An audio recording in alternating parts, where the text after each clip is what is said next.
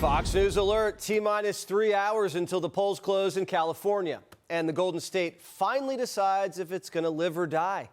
Out west, primaries are a free-for-all. Every candidate gets thrown into one primary, and only the top two survive to face off in November. So it all boils down to two questions tonight. Could Greasy hand his Golden State to a Republican? And will voters give Karen Bass 4 more years and a bigger box of matches? The amount of real liberal people, and we're talking about people who will fight you if you say you like Donald Trump, those people are fed up with what's going on in L.A. So the national issue has nothing to do with anything I'm talking about. I am not a Donald Trump fan. I did not vote for him.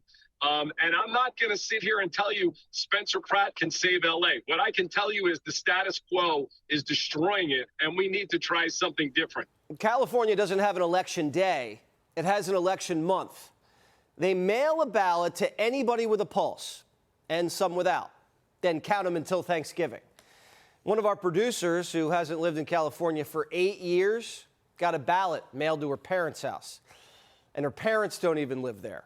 It's their beach house. It's a mess. California sends out ballots to anyone who's ever been registered, ever. And they don't clean up the rolls. So nobody can predict how Spencer Pratt will do. He's got a skinny campaign team and no institutional turnout machine. He could finish third, or he could shock the world like Trump in 2016. Here's what we do know. LA voter registration numbers are only moving in one direction, and it isn't towards Democrats. GOP registration's up 14% since 2022. Dems, less than 0.5%.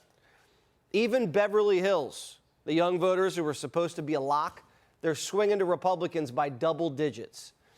Pratt's slashing message has landed everywhere, even in Hollywood. Half the city's ash, the other half's naked in the street. But Noodles, she couldn't be more out of touch. But it has definitely, this has gone far beyond what I expected the campaign to be about. I, again, thought it would be about bike lanes. Bike lanes? She thought the race would be about bike lanes. After the fires, the corruption, and the homelessness, bike lanes. No one in L.A. rides a bike. It's too big. Now, in the governor's race, Steve Hilton, the Republican, he's the one to beat. We'll see if he cracks the top two tonight and breaks out of the jungle.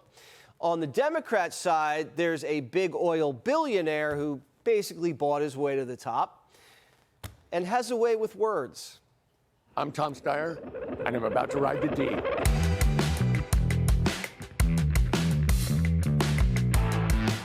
He's up against a guy whose biggest qualification is the sound of his name.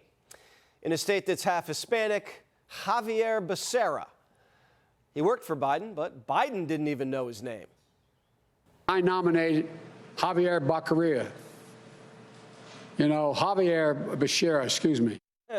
Becerra's got some big, beautiful baggage. His own chief of staff and an aide just pled guilty to draining his campaign account and pocketing the cash themselves, right under his nose. Now, Javi said he had no idea. Sure.